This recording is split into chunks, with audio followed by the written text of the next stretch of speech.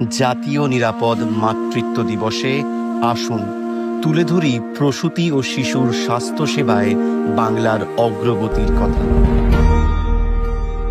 প্রাতিষ্ঠানিক প্রসব 2011 সালের 68.1% থেকে বেড়ে 2024-25 সালে 99% ছাড়িয়েছে।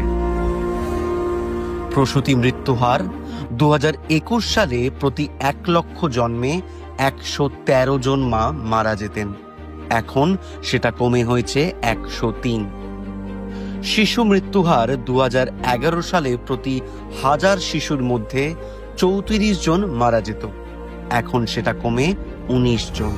শিশুদের টিকাদান 2011 সালে যেখানে 65% ছিল, 2023 সালে তা প্রায় 100% হয়েছে। পশ্চিমবঙ্গ সরকার মাতৃমা কেন্দ্র চালু করেছে।